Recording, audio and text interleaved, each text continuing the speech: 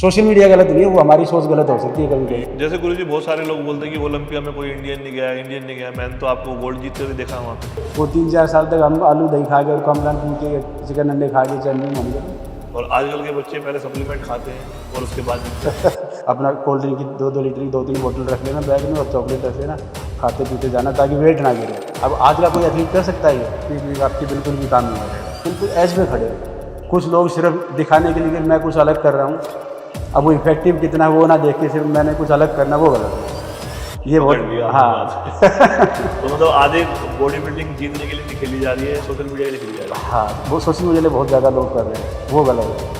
Coach में कमी ढूंढ रहा था फिर वो गलत कोच के साथ इसका। नमस्कार दोस्तों, जय हिंद। मैं रूबल ननकड़ और मैंने एक नई जर्नी शुरू की है जिसमें मुझे भी सीखने का मौका मिलेगा और साथ में आप भी सीख पाएंगे। वो है एक न्यू पॉडकास्ट सीरीज जिसमें एक एपिसोड मैं लाइव कर चुका हूं। ये है एपिसोड नंबर 2 और आज हम गुरुजी मुकेश गहलोत के साथ बहुत कुछ सीखने वाले हैं। उम्मीद करूंगा वीडियो आपको अच्छी लगेगी। पॉडकास्ट पूरा सुनना, बहुत ही ज्यादा सीखने वाला है। पॉडकास्ट को शुरू करने से पहले, जैसे कि मैं फिटनेस फ्रीक हूं और अपने प्रोटीन की रिक्वायरमेंट मैं पूरी करता हूं अवतार के साथ। ये है अवतार का आइसोलेट प्रोटीन। इसकी सबसे खास बात ये है कि 100% इंडियन मेड है। चाहे रॉ मटेरियल की बात हो, बॉक्स की बात हो या किसी भी तरह के इसके अंदर जो भी चीज है वो एक ही प्लांट में इन हाउस है। कोई भी हैवी मेटल नहीं है, कोई प्रिजर्वेटिव नहीं है। 100% जेन्युइन मिलेगा और ऑथेंटिक मिलेगा। ये 100% वेजिटेरियन है, प्योर है, फ्रेश है और आपके पैसे ना बहुत मेहनत से कमाए जाते हैं, तो आप इसमें ट्रस्ट करके इसमें इन्वेस्ट कर सकते हैं। 100% जेन्युइन। नीचे डिस्क्रिप्शन में लिंक मिलेगा, आप इसे डायरेक्ट ऑफिशियल वेबसाइट से अपने घर तक ऑर्डर कर सकते हैं और डिस्काउंट के लिए आप मेरा कोड यूज कर सकते हैं, रूबल एवेटार। डिस्काउंट भी मिलेगा और 100% जेन्युइन प्रोडक्ट आपके घर तक मिलेगा। तो ट्रस्ट के साथ आप बाय कीजिए और अब आप एंजॉय कीजिए इस पॉडकास्ट का और सीखिए और अप्लाई कीजिए और मुझे कमेंट करके जरूर बताना कैसा लगा।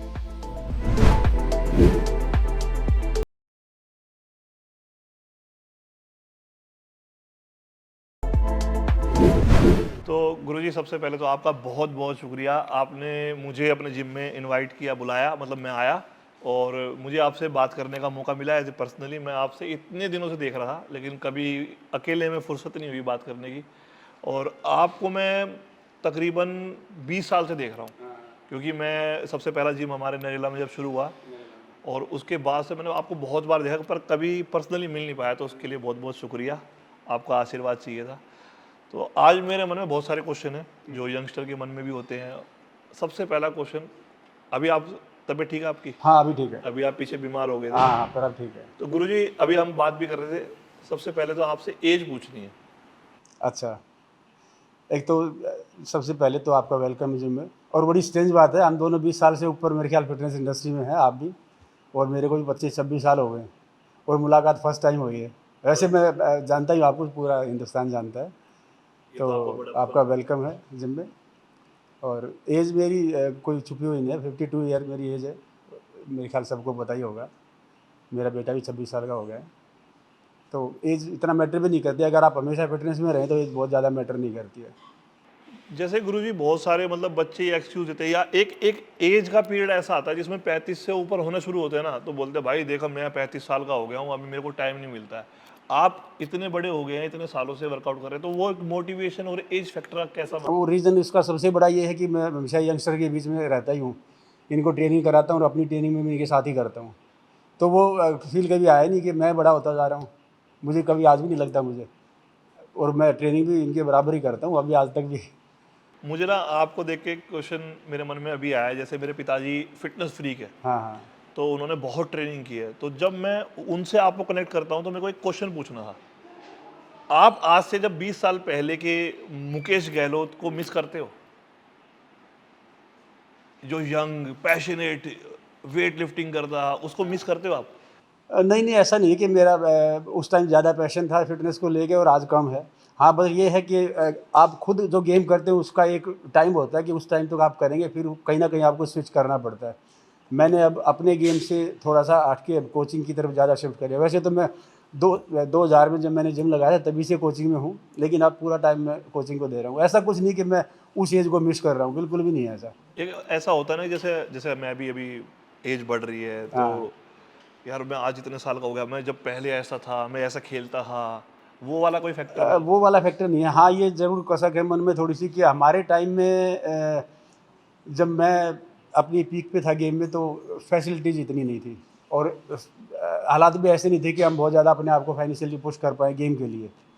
तो कहीं न कहीं वो एक लैकिंग फैक्टर था कि हम और अच्छा कर पाते अगर आप आज के हालात को देखें। जितना आज एक तो जिम का इसका गेम का क्रेज़ भी बहुत ज़्यादा है पहले से। अपॉर्चुनिटी भी आपके पास ज़्यादा है, बेटर है इंटरनेशनल लेवल पे जाने की। तो पहले कम थी। वो हमारे टाइम में थोड़ा-सा कम थी और सोशल मीडिया ने तो बहुत ज़्यादा उठाया है फ़िटनेस को। सोशल मीडिया का एक क्वेश्चन मुझे याद आ गया, आपने नाम लिया है। बॉडी बिल्डिंग को सोशल मीडिया से फ़ायदा हो रहा है या आप इसे नुकसान देख रहे हो? नहीं, नहीं, बिल्कुल भी नुकसान नहीं है। वो डिपेंड करता है कि आप इसको पॉज़िटिव कितना यूज़ करते हैं। आप दूसरों को गाइड करते हैं, खुद के लिए इसको बेटर उसमें यूज़ करते हैं, आप क्रिएटिव हैं, आपको तो फ़ायदा करेगा ही, समाज को भी फ़ायदा करे। वो तो डिपेंड करता है कि उसको कोई कैसे यूज़ करता है। सोशल मीडिया गलत नहीं है, वो हमारी सोच गलत हो सकती है कभी-कभी। यूज़ का फ़र्क हो गया है। जैसे मतलब आजकल के बच्चे जो है बहुत फास्ट भाग रहे हैं। हाँ। आप अगर अपने से कंपेयर करो, आपने बहुत समय दिया है जिम में। लेकिन आजकल 3 महीने में किसी को सोशल मीडिया पे फेमस होना है, तो इसमें थोड़ा नेगेटिव नहीं जा रहा है? फेमस देखो होने के लिए कोई रीज़न होना चाहिए आपके साथ। आपको लोग सोशल मीडिया पे आके क्यों देखेंगे, इसके पीछे कोई ना कोई रीज़न होना चाहिए। या तो आप खुद बहुत बड़े चैंपियन हैं या फिर आप दूसरों को इन्फ्लुएंस करते हैं अपनी एक्टिविटीज़ से या कोई आप पॉजिटिव मैसेज देते हैं लोगों को।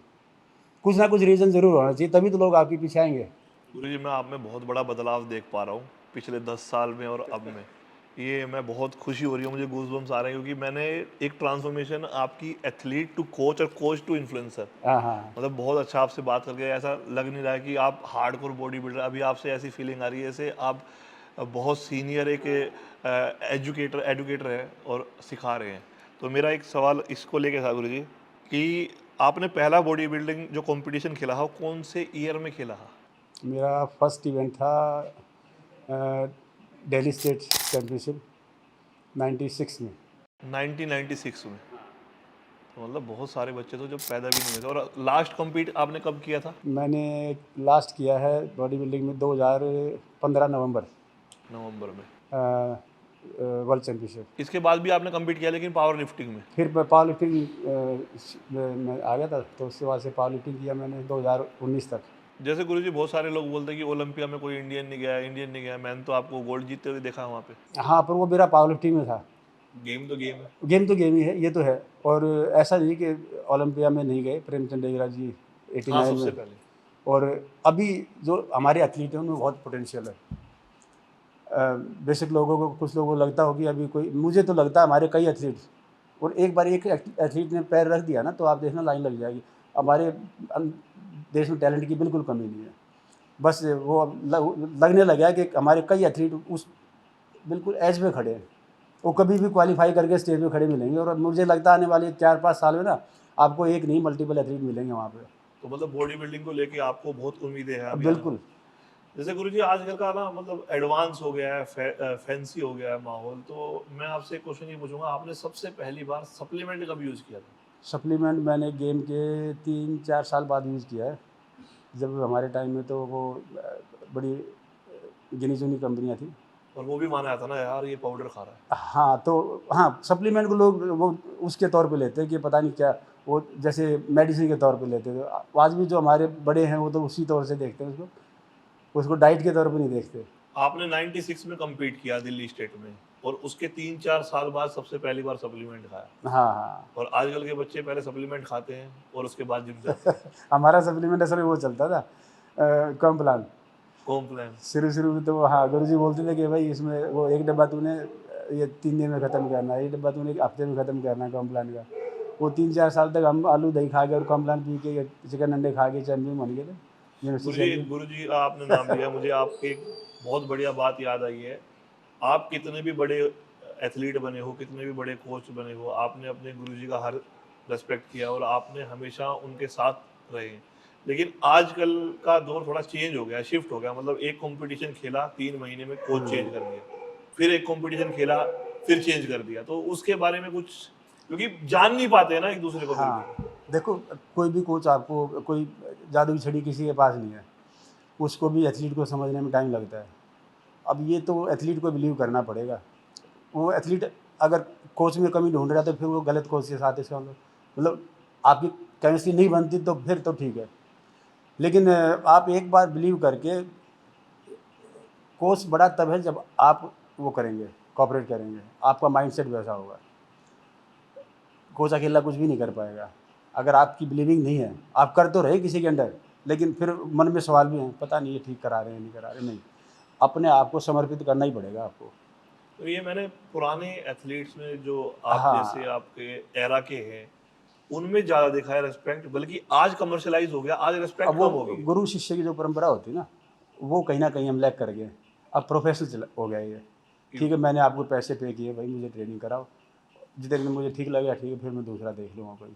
तो वो हो इस गया पे आप ये। अपना कुछ पॉइंट ऑफ व्यू दो बच्चों को, ताकि उन्हें समझ में आए कि क्या होना चाहिए। हाँ, मेरा मानना ये है कि आप टाइम दो किसी भी कोच को, क्योंकि कोई भी कोच ये तो चाहेगा नहीं कि आपकी परफॉर्मेंस ना आए।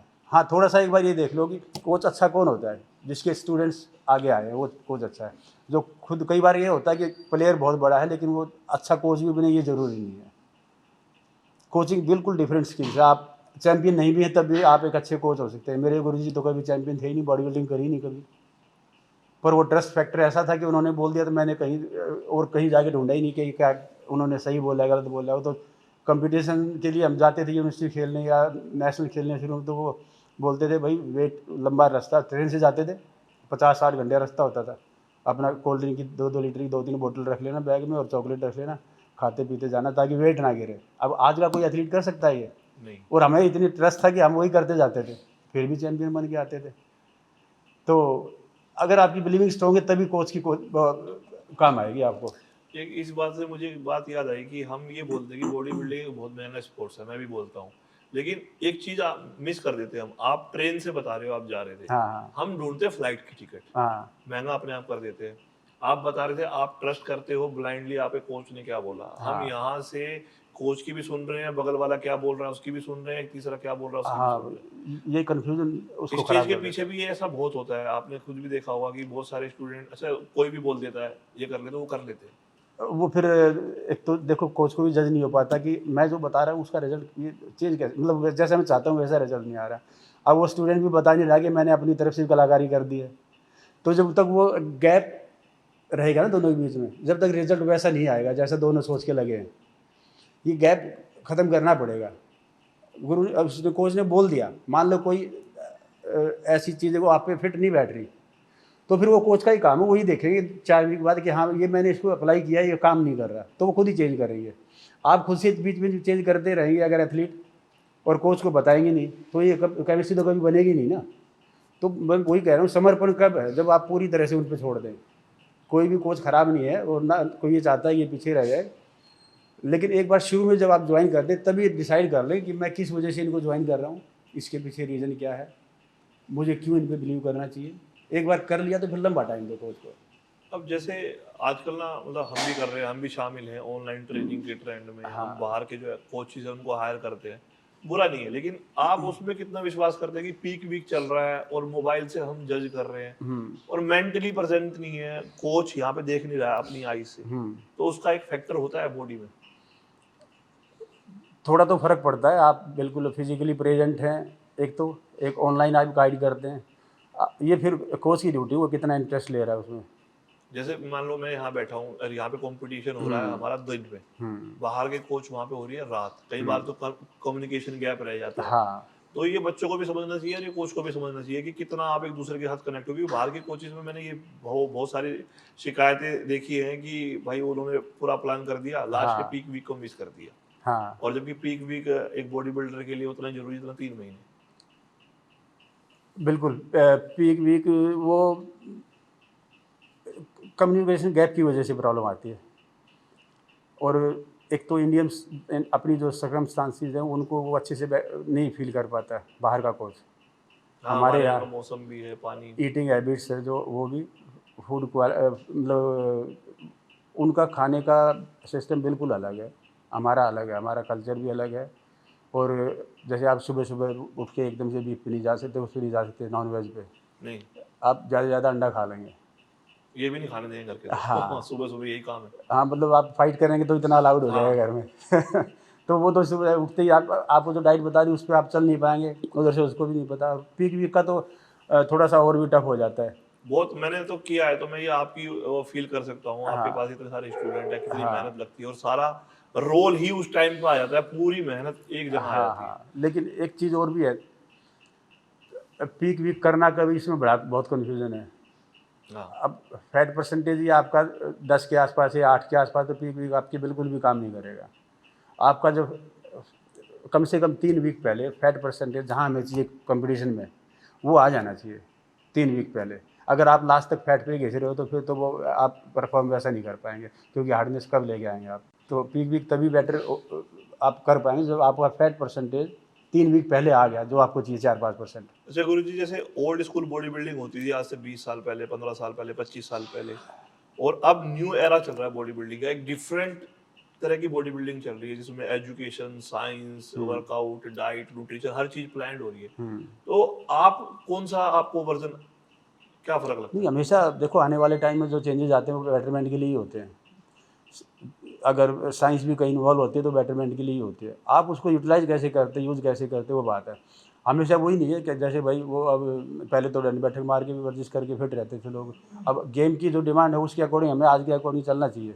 लेकिन वो जो ओल्ड स्कूल की बात कर रहे हो आप, बेसिक्स, उनको छोड़ के नहीं आगे बढ़ेंगे। कुछ लोग सिर्फ़ दिखाने के लिए कि मैं कुछ अलग कर रहा हूँ, अब वो इफ़ेक्टिव कितना है वो ना देख के सिर्फ़ मैंने कुछ अलग करना, वो गलत है। अब आपकी मैं बात कर लूँ, आप जैसी फिजिक और प्रेमचंद डीगरा सर की जैसी फिजिक, वो उस टाइम पे ओलंपिया चले गए। ऐसी फिजिक आज बच्चे इतनी साइंस होने के बावजूद भी नहीं बना पा रहे, तो क्या एक्स फैक्टर है उस चीज में? वो कहीं न कहीं देखो वो डेडिकेशन बहुत है। देवराज जी की बात करें वो तो लीजेंड ही हैं, और जब आप उनके पास बैठेंगे और पूछेंगे उनकी कहानी तो उनका डेडिकेशन बहुत ज़बरदस्त था, बहुत ही अलग लेवल का था। मैं तो आज भी देख रहा हूँ कि ओपन बॉडी बिल्डिंग में मसल मास लेके, मतलब आप जैसे लोग जो लेजेंड रहे हैं, ऐसे आज बच्चे ओपन बॉडी बिल्डिंग में इंडिया में नहीं है।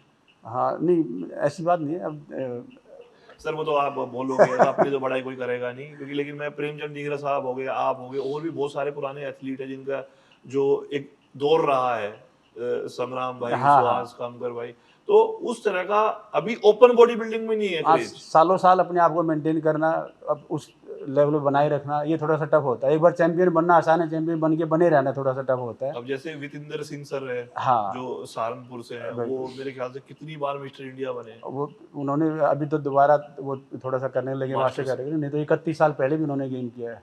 कितने बार नेशनल चैंपियन बने, एशिया में भी सिल्वर तो मेडल उस रहा तरह है। की फिजिक और उस तरह का डेडिकेशन, ये अनमैच नहीं हो रहा आज भी लोगों से। उसके रीज़न कई हैं देखो, एक तो पूरे साल कॉम्पिटिशन फॉर्म में रहने की कोशिश होती है, वो बहुत गलत है। आप साल में 1 या 2 इवेंट चूज़ करो, वो खेलो 4, 5, 6 महीने जो भी आपने लगाना है, उसके बाद बॉडी को रिकवर करने का टाइम भी देना होता है। लेकिन हम क्या करते हैं, महीना डेढ़ महीना वो अपना उससे शेड्यूल से ऑफ हुए, फिर लग गए। वो अब ह्यूमन बॉडी है, इसको हर चीज़ से छुटकारा चाहिए होता है, ट्रेनिंग से भी, डाइट से भी, और भी जो भी आप जिस तरीके से गेम को उठाते हैं। तो ये तो लगातार पूरे साल आप गेम की उसमें रहेंगे तो वो गलत है कहीं न ग्रोथ कहीं। नहीं हो पाएगी और बॉडी। उसका रीज़न ये है कि सोशल मीडिया पे बने रहना आपने, ये पकड़ बहुत लिया आपने बात। हाँ। तो मतलब आधे बॉडी बिल्डिंग जीतने के लिए नहीं खेली जा रही है, सोशल मीडिया के लिए खेली जा रही हाँ, वो सोशल मीडिया पे बहुत ज़्यादा लोग कर रहे हैं, वो गलत है। है। ये तो सही कह रहे हो आप। मेंटल हेल्थ के बारे में मेरे को आपसे पूछना था। जैसे आप अभी 50 प्लस हैं, बॉडी भी अच्छी है, हुँ, आप खुश भी रहते हैं। आज के टाइम में बॉडी बिल्डिंग में मेंटल हेल्थ की प्रॉब्लम बहुत ज़्यादा है, हुँ, सुसाइड भी हो रहा है। अभी एक बाहर के आईएफबीबी प्रो ने सुसाइड किया है, हुँ, तो उसको लेके कैसे, मतलब बॉडी बिल्डर जो भी बच्चे हैं कर रहे हैं, हुँ। वो मैनेज कैसे करें? वैसे तो देखो अगर मैं अपनी बात करूँ ना, ये जितनी देर मैं ट्रेनिंग करूँगा, जब जितने साल भी मैंने गेम किया, 2 घंटे, 3 घंटे, साढ़े 3 घंटे, जितनी देर मैं ट्रेनिंग में होता हूँ, मेरा इन्वॉल्वमेंट इतना ज़बरदस्त होता है कि मेरे लिए वो मेडिटेशन ही है, और मेंटल हेल्थ के लिए मेडिटेशन से ऊपर कुछ नहीं है। जब आप हर जगह से हट के एक जगह फ़ोकस होगे, वही मेडिटेशन है। आप कोई भी काम कर रहे हैं, आप पूरी तरह से उसमें फ़ोकस है तो मेडिटेशन है। और ये एक्सरसाइज करना भी अपने आप में एक मेडिटेशन ही है। अगर आप इसमें पूरी तरह से फ़ोकस होकर करते हैं ना, तो आपको अलग से मेंटल हेल्थ के लिए कुछ भी नहीं करना होता। हाँ, इसके अलावा आपको अपने फाइनेंशियल इश्यूज़ हैं कुछ, उस पे तो काम करना ही पड़ेगा। सिर्फ़ गेम करने से नहीं होगा, आज का टाइम ऐसा है, क्योंकि आपके और भी शौक हैं, आपने अपने पर्सनैलिटी को भी वो बना के रखना, लोगों में दिखना भी, समाज में भी अपनी को ये दिखाना कि मैं ग्रो भी कर रहा हूँ, तो उसके लिए काम तो करना ही पड़ेगा। आप काम नहीं करेंगे, सिर्फ ट्रेनिंग करके आपने पूरे दिन सोना, तो वो गलत है, क्योंकि यंग एज है, ये सोने का टाइम नहीं, ये काम करने का टाइम है आपका। बैलेंस बना के चलना। बिल्कुल। लेकिन मैं देख रहा हूँ गुरुजी, जैसे आजकल के बच्चे ना डिप्रेस बहुत है, उसका रीजन बहुत सारे हैं, फाइनेंशियल प्रॉब्लम, सोशल हाँ, media, body building, stress, medicine.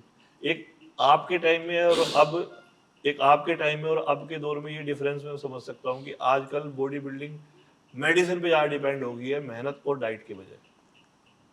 देखो ये अगर मेडिसिन की बात करें तो ये बॉडी बिल्डिंग में नहीं है, ये सभी स्पोर्ट्स में है।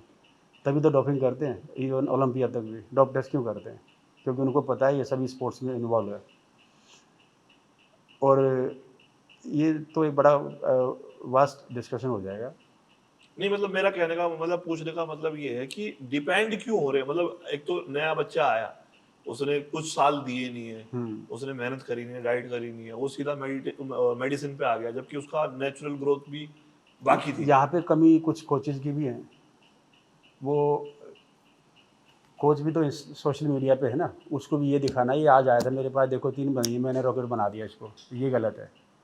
हाँ, तो मेरा कहने का उसको मतलब नेचुरल अपने आप को एनहेंस करने का वो टाइम नहीं देता, तो वो गलत है।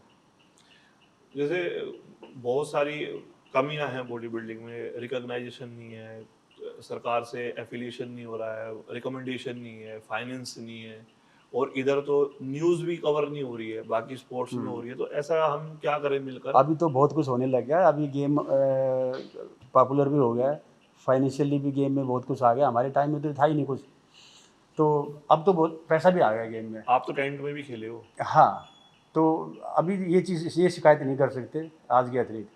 एक तो कंपनियां इतनी आ गई हैं, स्पॉन्सरशिप भी मिलने लगी है, कहीं ना कहीं से छोटा सा एथलीट भी अपना स्टैक तो निकाल ही लेता है किसी ना किसी कंपनी से। अभी ये शिकायत बिल्कुल नहीं कर सकते आप अपने आप को फ्रंट पे आगे वो कर नहीं रहे ना एक्सपोज। अगर कई बार क्या होता है, बड़ा चैंपियन तो बन जाता है, कई एथलीट है जो चैंपियन अच्छे हैं लेकिन वो सोशल मीडिया पे जीरो है। आपको अब सोशल मीडिया आज का टाइम में आपको पकड़ना ही पड़ेगा, लेकिन उसका कितना पॉजिटिव यूज़ करते हैं ये आपके ऊपर। आप सिर्फ वो उसमें वो नाच गाना ही करते रहोगे तो उसका तो कोई यूज़ नहीं है। एथलीट के आपको लिए क्रिएटिव मतलब होना पड़ेगा कि मैं लोगों, जो मेरी ऑडियंस है, मेरे अंदर क्या है, जो मेरी ऑडियंस जो जुड़ेगी उनको कुछ ना कुछ मिलना चाहिए उससे, वो कुछ लेके जाए मेरे उससे सोशल मीडिया से, सिर्फ एंटरटेनमेंट के लिए ना आए। किसी की बुराई करने की ज़रूरत नहीं हमें, अपने मीडिया पे क्यों करें हम। एक ये मैंने आपके अंदर बहुत खास बात देखी, आप इतने सीनियर हैं, इतना एक्सपीरियंस है, एक्सपोजर भी है, आपकी फैन फॉलोइंग भी बहुत अच्छी है, आपको सम्मान भी बहुत है, आप कभी किसी के बारे में नहीं बोलते हो।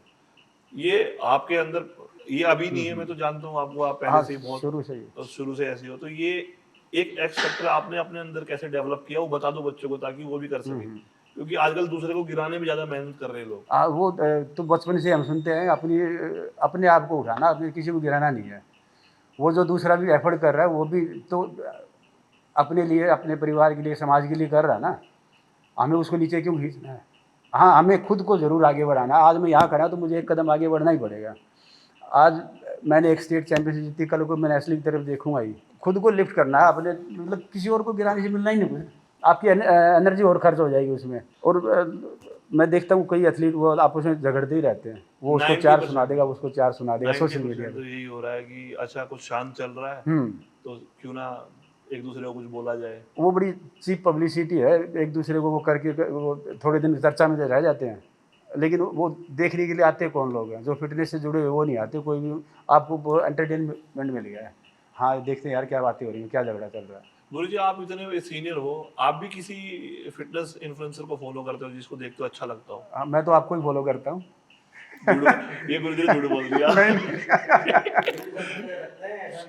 हाँ, सब पे नजर रखते हो आप। और कौन अच्छा लगता है आपको, सच बताओ, मतलब ये नहीं मैं आपके साथ बैठा हूँ, आपका बच्चा हूँ, आपको कौन फिटनेस में जो अच्छा कंटेंट बनाते, कौन एक आधा नाम जो पसंद हो, जो अच्छा काम कर रहे हैं? अब ऐसे स्पेसिफिक नाम लेना तो इसलिए ठीक नहीं हाँ, होगा, क्योंकि बहुत सारे लोग हैं जो लोग अच्छा कर रहे हैं। अब मैं किसी एक दो का नाम लूँ तो औरों को ये लगे कि फिर तो मैं बुरा भी नहीं पूछ सकता। फिर हाँ अच्छा नहीं, बुरा तो हमने क्यों ढूंढना है। नहीं, बुराई नहीं ढूंढनी। हाँ, मेरे को आपसे बात करके ना ये लग नहीं रहा है कि आप इतने सीनियर हो, मेरे को बहुत अच्छी वाइब्स आ रही हैं आपसे, बड़ा मजा आ रहा है। ऐसा लग नहीं रहा मैं टाइम तो नहीं ले रहा ज्यादा सर का। नहीं नहीं कोई नहीं। अच्छा, आप खाली बॉडी बिल्डिंग करते हो, उसके अलावा भी कोई हॉबीज है गुरुजी, बता दो आज हम। मेरा बेस्ट टाइम तो जिम के अंदर ही होता है। इसके अलावा एक सेकेंडरी हॉबी कौन सी है? कुछ भी, मतलब टीवी देखना, मूवीज, टीवी जिम के मूवीज अलावा? तो नहीं, वो तो नहीं कह सकते। ट्रैवलिंग, पहाड़ों में ट्रैवलिंग। हाँ कश्मीर जब गए मौका थे? मिले तो घूमने का, जैसे एक दो दिन टाइम मिलता है तो वो मेरा वो भी खास तौर से हिल स्टेशन पे अभी कश्मीर जाना गए मेरे थे आप, पास। हाँ कश्मीर कैसा लगा आपको? बहुत दिनों के बाद कश्मीर तो देखो अच्छा ही है।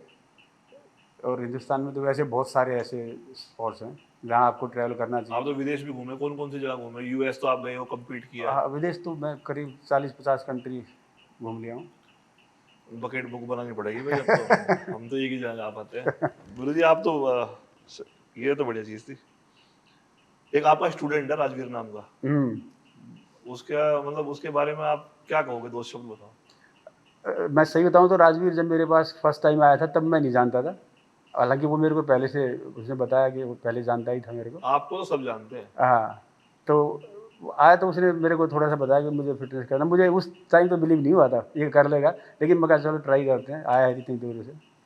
लेकिन वो ट्रेनिंग में तो देखो सिंसियर है, चाहे उसने गेम नहीं किया या करने का उसका वो भी नहीं होगा, तो उसका कोई वो टारगेट भी नहीं था मुझे एथलीट बनना है। और उसने अपने आप को मेरी उम्मीद से जल्दी ट्रांसफॉर्म भी कर लिया। और जितना मैं बोलता हूँ तो यार ट्रेनिंग वो करता भी गया। एक उसके अंदर बेस्ट थिंग ये है कि वो गिव अप नहीं करता। ठाकुर साहब है, गिव अप नहीं करेंगे। हाँ हाँ, तो और नेचर आपको पता ही है, जैसे है वैसे ही जबान से वैसे ही अंदर है, और यही क्वालिटी होनी चाहिए। रेस्पेक्ट करता है मैं आपकी अंदर बहुत। से कुछ और हूँ, बोल कुछ और रहा हूँ, तो ये गलत है, डबल फेस हो जाता है। ये तो रेस्पेक्ट तो करता है आपकी बहुत। हाँ अच्छा गुरुजी, आपके फेवरेट स्टूडेंट जो इस साल compete कर रहे हैं कुछ डेडिकेशन के टाइम पे, ये नहीं मतलब कि सिर्फ अच्छे ओवरऑल एथलीट, एक होता है ना अच्छे ह्यूमन बीइंग भी हो, अच्छे एथलीट भी हो, ग्रो भी कर रहे हैं और कंपटीशन भी खेल रहे हैं, है कुछ ऐसे नाम जिनका आप कह सको हाँ भी ये मेरे बेस्ट है? वो तो शुरू से ही अगर मैं कहूँ तो मेरा जो पुराने बैचेज हैं उनमें भी वीरेंद्र मलान है, धर्मेंद्र है, पावर लिफ्टिंग में वीरेंद्र मलान 3 बार मिस्टर इंडिया रहा है, विजय है। विजय एक एग्जाम्पल मैं दूँ, अभी बात चली रही है तो कई बच्चे जो बोलते हैं ना कि जी फाइनेंस की वजह से मैं गेम को नहीं कर पाया, वो बच्चा मेरे पास आया था 2000 में जब मैंने जिम लगाया तभी। और उसके फादर कारपेंटर थे, छोटा सा काम करते थे, वो खुद अखबार बेचता था। उसका अखबार का रूट होता है 25-30 किलोमीटर का, तो डेली अखबार बेच के फिर मेरे पास ट्रेनिंग करने आता था। धीरे धीरे करते करते वो दिल्ली स्टेट में चैम्पियन बन गया पावर लिफ्टिंग में।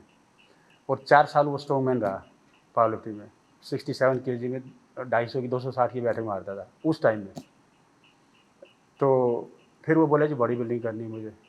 मैं कहा चलो ठीक है, मेहनती तो था ही वो। मुझे अभी भी नहीं पता वो अखबार बेचता है। अच्छा, हाँ, ये जब तक चल रहा है उसने तो? बताया भी नहीं। हाँ, तो मगर तू बॉडी बिल्डिंग करेगा, तेरी पावर लिफ्टिंग से थोड़ा सा ज़्यादा खर्चा हो जाएगा डाइट। बोला जी मैं मैनेज कर लूँगा।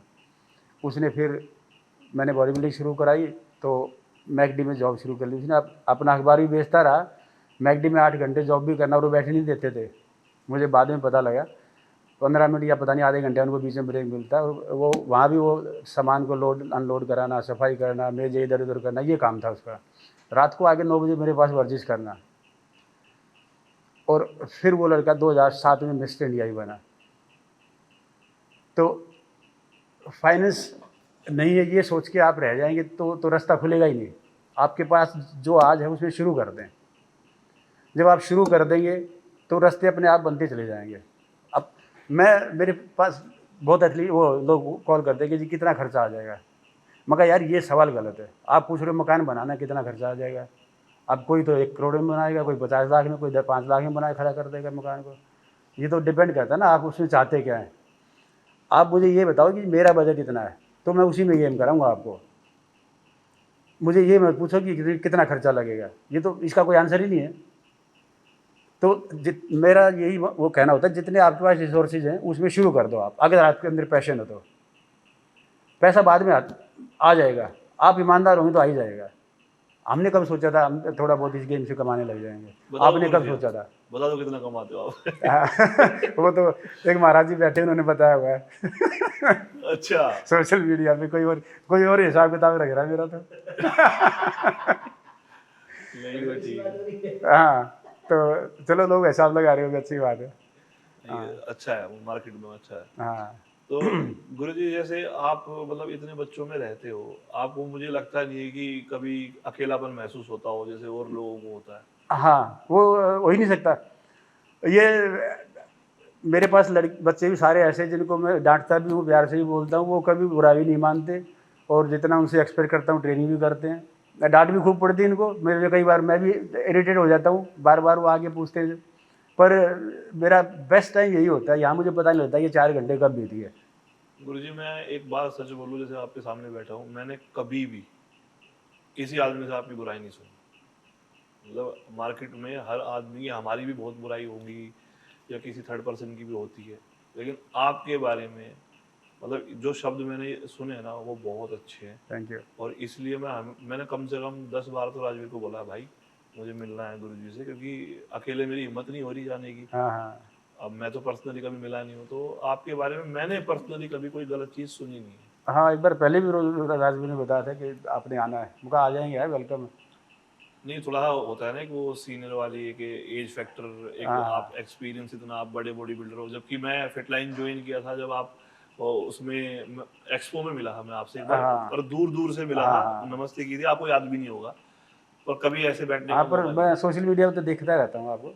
हाँ मैं ठीक ठाक काम कर रहा हाँ, हूँ ना? बिल्कुल अच्छा कर रहे कोई हो। ऐसा तो नहीं देखना भाई? आप गांव से उठ के और आपने यहाँ तक आए हो, ये कर कम रहे हैं एफर्ट नहीं गुरुजी, है। बस हाँ, आप इसमें जैसे लेजेंड से मोटिवेशन आपकी मिल रहा है। बहुत सालों की मेहनत है। आपकी जितनी नहीं है, पर आपका 5% भी नहीं होगी। तो गुरुजी मुझे क्वेश्चन तो बहुत है, पर रात हो रही है और मैं आज के लिए इतना ही। आपका कुछ लास्ट मैसेज जो बच्चों को आप देना चाहते हो, आपके व्यूअर तो पूरी दुनिया में है, हाँ, इंडिया के अलावा बाहर भी आपको बच्चे देख रहे हैं, तो कुछ एंडिंग। मैसेज मेरा यही है, एक तो सबसे पहले आपको डिसाइड करना है, जो मेरे एथलीट्स के लिए मेरा मतलब एक यंगस्टर के लिए मेरा मैसेज है, आपको गेम करना है, फिटनेस करना है, आपको फिट रहना, फिटनेस करना, अच्छी फिटनेस करना है, तो बिल्कुल अपनी डाइट और ट्रेनिंग पे फोकस करके चलें। आपको गेम करना है तो ज़रूर आपको कुछ ना कुछ और भी चीज़ें इन्वॉल्व हो जाती है गेम में, लेकिन जल्दी ना करें। जल्दी का कोई तरीका है ही नहीं, सक्सेस का कोई जल्दी है ही नहीं। हाँ, आपके एफर्ट ज़्यादा है तो थोड़ा-सा आप और इससे जल्दी अचीव कर सकते हैं, लेकिन आप बिल्कुल 3 महीने, 6 महीने में, साल में बड़े चैंपियन बन जाएँगे, ऐसा बिल्कुल नहीं है। नए यंगस्टर्स के लिए ख़ास तौर से। तो टाइम लें, पेशेंस से काम करें और ईमानदारी। कई बार क्या होता है, हम नज़र बचा के चोरी भी करते हैं। कभी एक सेट मिस कर दिया, कभी कोई रैप मिस कर दिया, कभी कुछ खा लिया। कभी कुछ खा लिया। अब खाने में तो आप 10 मिनट में 500 कैलोरीज़ इंटेक कर जाएँगे, लेकिन वो उसको बर्न करने में आपको फिर 2 घंटे लगेंगे। तो ईमानदारी होगी तो जल्दी अचीव कर पाएँगे। एक मेरा ना इसमें लास्ट क्वेश्चन मेरे दिमाग में आ गया, जैसे एक कई बार ऐसा होता है कि हमारे जेनेटिक्स या हमारी बॉडी एक लेवल के बाद सपोर्ट नहीं करती, हुँ। तो एक एथलीट को कब समझ जाना चाहिए कि ये गेम के लिए आप बने नहीं हो? तो आपको शिफ्ट होके कुछ और भी करना चाहिए, क्योंकि एक सही टाइम पे सही डिसीजन लेना बहुत जरूरी है। हुँ, हुँ। वो इतनी देर ना हो जाए कि फैमिली भी सफर करे और हम भी कुछ ना कर पाए। वैसे तो देखो, ऐसे बहुत एग्ज़ाम्पल हैं, जिनके जेनेटिक्स उनके अगेंस्ट थे और फिर भी वो टॉप पे गए। तो इतना बड़ा फैक्टर भी नहीं है जेनेटिक्स। हाँ, बिल्कुल ही आपको ओलंपिया बनना है, बड़े वो ओपन उसमें, वहाँ पे तो जेनेटिक्स काम आएँगे आपके। लेकिन नेशनल लेवल तक या थोड़ा-सा और बेटर करने के लिए आपको जेनेटिक्स उतना मैटर नहीं करता। जैसे गुरुजी हमारी बॉडी में ना एक हार्मोन होता है, मतलब मायोटेस्टिन बोलते हैं, शायद मैं हाँ। याद कर रहा हूँ। तो कुछ लोगों में वो टेस्ट हुआ था, जैसे रोनी कोलमैन, हुँ, फ्लेक्स व्हीलर, इनके अंदर वो बनता ही नहीं था जो मांसपेशियों को बढ़ने से रोकता है। रोकता है। एक तो उस आदमी की ग्रोथ होगी हाँ। और एक नॉर्मल आदमी की ग्रोथ होगी, तो उन दोनों में कंपैरिजन नहीं होता ना। तो मैं ये पूछ रहा हूँ इस क्वेश्चन में कि कब मुझे डिसाइड करना चाहिए कि मैं कम्पीट कर रहा हूँ, 10 साल 8 साल हो गए, हुँ। कि अब कुछ हो नहीं पा रहा है तो कैसे स्विच करूँ? कंफ्यूज बहुत ज़्यादा है, लगातार कम्पीट ही कर रहे हैं, कम्पीट ही हुँ, कर रहे हुँ। हैं। इधर से फैमिली भी सर्वाइव कर रही है, जेब में भी पैसा नहीं है और बॉडी भी गिव अप कर रही है। देखो, अगर हमारी एक तो जो यहाँ का लेवल है गेम का, उसमें और जो हमारे एथलीट्स का फाइनेंशियल रिसोर्सेज, उनमें हम साइंस को इतना इन्वॉल्व नहीं करते हैं, ना तो नॉलेज है और ना फाइनेंशियली होगी। हम साइंस को साथ लेके चलेंगे, अब अपना टेस्ट कराएंगे फुल बॉडी, हमारी बॉडी में किसी की नीड है कि क्या बनता है क्या नहीं बनता, यहाँ चलता है तो अंदाजे से गेम। ठीक है, ये ऐसे कर लेंगे, ये हो जाएगा। अगर आप पूरा एफर्ट लगा रहे हैं, अपना 100% दे भी रहे हैं आप, ट्रेनिंग में, डाइट में, हर तरीके से, रेस्ट में, और फिर स्टेगनेशन आपका 2 3 4 साल तक आप स्टेगनेंट हैं, तो आपको समझ जाना चाहिए कि मेरी बॉडी नहीं वो कर पा रही। और ये जिम्मेदारी कोच की भी है, वो उसको टाइम से बता दे, यार मैं इससे ज़्यादा तेरे को नहीं करा पा रहा, रीज़न क्या है वो मैं भी नहीं समझ पा रहा हूँ। हाँ, तो ये जिम्मेदारी मतलब गुरु दोनों की की भी है। है, हाँ। एथलीट भी समझ जाए कि मैं इससे ज़्यादा एफर्ट और क्या लगाऊं। हालांकि 100% एफर्ट कोई नहीं लगा पा रहा, लगाता भी नहीं, कोई लगा भी नहीं पाएगा। 100% तो होता ही नहीं ना कोई। सोशल मीडिया के दौर में थोड़ा वो भी होता है ना कि स्टोरी बना दूं, अच्छा पंप हो गया। हाँ हाँ ये भी तो है। आपके टाइम पे तो मोबाइल था नहीं। वो था ही नहीं, डिस्ट्रैक्शन भी है ये और ये ज़रूरी भी है, फायदा नुकसान दोनों है। दोनों ही है। तो हम जैसे जो ज़्यादा सोशल मीडिया यूज कर रहे हैं, एक आधी स्टोरी के चक्कर में, बात करने के चक्कर में मिस कर देते हैं। हाँ हाँ पहले के ज़माने में भी तो आप गुरुजी डंडा खाते होंगे, बीच में बात भी करते होंगे। नहीं, अलाउड ही नहीं था, अभी मोबाइल रखना ही अलाउड नहीं सॉन्ग भी अलाउड नहीं है, मैंने तो था। सुना। ना वो वहाँ तो गाने नहीं बजते थे, जैसे यहाँ भी नहीं बजते। यार बड़ी ना कि हेडफोन लगा के आया मेरे चश्मे में, आज पहला दिन था वो नाम क्या हटाई। नहीं, अब अच्छा है। मैं अब वो मेरे पास आया गुड़गांव से चल के, अब उसने कानों में ये लगा लिए, मुझे कहीं वो गलत लग रहा है मैं आवाज़ मारूँ और वो उस तक पहुँचे ना, तो फिर यहाँ क्यों आया भाई, वहीं कर ले फिर। तो ये बहुत ज़रूरी है। हाँ। तो गुरुजी मज़ा आ गया आपसे बात करके, बहुत अच्छा लगा। मतलब मैं तो बहुत चेंज देख पा रहा हूँ आप में। हाँ। और मुझे तो ऐसा फील हो रहा है कि जैसे शब्द ही नहीं है, मतलब मज़ा आ गया बात करके। वो और हो सकता है पब्लिक को भी अच्छा लगे। बहुत हाँ। अच्छी अच्छी बातें आपने बताई है, मुझे भी बहुत कुछ सीखने को मिला है। और थैंक यू आपका। वेलकम आपका, आप आशीर्वाद दो हमें कभी भी। आओ ट्रेनिंग के लिए भी आओ। बिल्कुल आऊँगा हाँ। गुरुजी, अब तो मेरा मन सा लग गया, ठंडा भी है जिम। ऐसे गुरु जी थोड़ी प्यार है सबको। मतलब पूरी बातों में इतनी बात करी, एक भी वर्ड मुंह से ऐसा नहीं निकला होगा कि एक आदमी वीडियो देख रहा है और वो हल्का सा मोटिवेट फील कर रहा है। नहीं, मैं मज़ा आया मुझे, बहुत। कोई भी बात ऐसी निकलेगी नहीं कि आदमी कह रहा है यार ये तो मैं गुरुजी का कॉन्फिडेंस ही बता दूं। मैंने पूछा गुरुजी क्वेश्चन कुछ मेरे दिमाग में कुछ लिखे हुए हैं, पूछ लो, कुछ भी पूछ लो। मैं देख रहा हूँ कि नजर नहीं हटी वो है ना? वो पहले तैयारी करने में तो फिर वो आंसर वो हो जाते हैं, वो नेचुरल नहीं आते फिर। मुझे मतलब ऐसा फील ही नहीं हुआ मैं पूछ रहा हूँ कुछ, मेरे को तो ऐसा जैसे मैं अपने लिए पूछ रहा हूँ। हाँ, बात चल रही है, इसलिए मैंने बोल दिया कैमरा देख रहा है गुरुजी। तो आपको तो बोर नहीं हुए मेरे से नहीं बात नहीं, करके? बिल्कुल नहीं, आपने सारा जितने भी क्वेश्चन किए वो रिलेट करते हैं पब्लिक से, वो ज़्यादातर लोगों से रिलेट होंगे। हम को यही था कि मेरे क्वेश्चन ना हो और ज्यादा बच्चों की हो, और ऐसे हो कि उन्हें कुछ फायदा हो। हाँ हाँ। नहीं तो ये कंट्रोवर्सी, किसने क्या कहा, क्यों कहा, पैसे, ये नहीं पूछनी। वो थोड़ी देर की पब्लिसिटी होती है, नहीं गुरुजी, आपको लॉन्ग टर्म रहना है तो। मेरे पिताजी ने एक बात कही थी, काम वो करो जिससे समाज में कोई वैल्यू ऐड कर सके। हाँ हाँ, बिल्कुल बिल्कुल। मेरे दादाजी शहीद, चाचा जी शहीद थे और दादाजी मेरे आर्मी में सर्व करते थे। हाँ हमेशा वो यही चीज सिखाते आए हैं कि कुछ ना कुछ वैल्यू ऐड समाज में कर दी तुमने तो तुम्हारा जीवन सफल है। हाँ। नहीं तो पैसे तो पता नहीं कौन कौन कमा रहा है। बिल्कुल। अभी मैं जैसे सोनमर्ग गया था, तो मैं होटल में लॉबी में बैठा ही था ब्रेकफास्ट करके, तो एक मेजर साहब हैं, वो मेरे पास आए चल के, उन्होंने अपना इंट्रोडक्शन दिया, सर मैं इंडियन आर्मी मेजर हूँ, अभी श्रीनगर में ही पोस्टिंग है, मैं आज यहाँ ऐसे फैमिली को लेके आया था, और हमारी यूनिट में जिम लगा है, उसमें आपकी फ़ोटो लगे हुए, आपकी वीडियो देख के सब उसका मतलब वो यूज़ करते हैं, आप जितना टिप्स डालते हो सारे देखते हैं भला उनको, जो जिम में ट्रेनिंग करने आते हैं, और आपके फ़ोटो लगे हुए, मेरे को बड़ा मगा यार कमाल ही हो गया। तो नहीं, आपको मतलब नॉर्थ हमें साउथ कभी ये फील ही नहीं होता इतनी दूर दूर तक पहुँचे, मुझे तो ऐसे कभी रियलाइज ही नहीं होता है। बहुत जगह पे पहुंचे हुए हैं आपके, और आप बहुत अच्छा मैसेज दे रहे हो, बच्चे बहुत सीखते हैं आपसे। और जो मैंने पहले भी कही थी कि आपसे बहुत प्यार और रेस्पेक्ट करते हैं। थैंक्स है सभी को इतना प्यार देने के लिए भाई। और आपका भी शुक्रिया गुरुजी, आपने इतनी प्यारी प्यारी बातें हमें सिखाई। उम्मीद करेंगे फिर कभी आने का मौका मिलेगा जरूर, जरूर। वीडियो में। वैसे तंग करने के लिए तो हम जिम में कभी भी आ जाएंगे। हाँ हाँ। Thank you sir.